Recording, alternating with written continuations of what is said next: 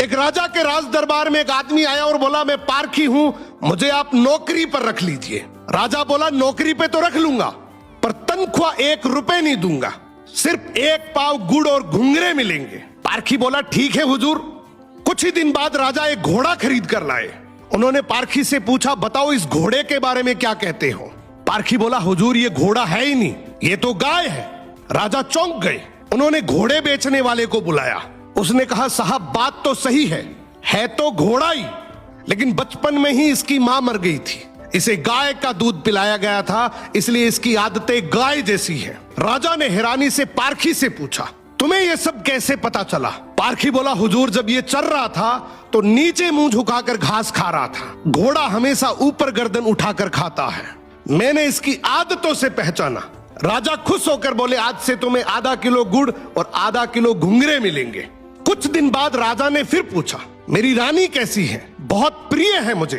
पारखी बोला, हुजूर आपकी रानी खानदानी नहीं है। राजा को विश्वास नहीं हुआ। उन्होंने ससुराल जाकर पूछा, वहां दादी ने बताया, बचपन में इसकी मां गुजर गई थी, पाला तो मैंने है मगर दूध इसे दाई मां ने पिलाया है। राजा ने पारखी से फिर पूछा, रानी के बारे में तुझे कैसे पता। पारखी बोला, हुजूर इसके स्वभाव से खानदानी रानी में शालीनता होती है, मगर ये नौकरों पे चिल्लाती है, गाली देती है, इसकी आदतों से पहचान गया कि ये खानदानी नहीं है। अब राजा बोले, चलो मेरे बारे में बताओ। पारखी बोला, जान की माफी दे तो बताऊं। राजा बोले, माफी है, सच सच बताओ। पारखी बोला, आप राजवंश के नहीं हैं, आप मुझे भड़बूजे लगते हैं, गुड़ और भंगूरे सेकने वाले। राजा घबरा गए। जाकर अपनी मां से पूछा, मां सच बताओ वरना मैं मर जाऊंगा। मां रोते हुए बोली, बेटा बात तो सच है, जिस दिन तू पैदा हुआ था उसी दिन महल के पास एक भड़बूजे का भी बेटा पैदा हुआ था, तू मर गया था और मैंने राजवंश बचाने के लिए उसके बेटे को लिया, वो तू है।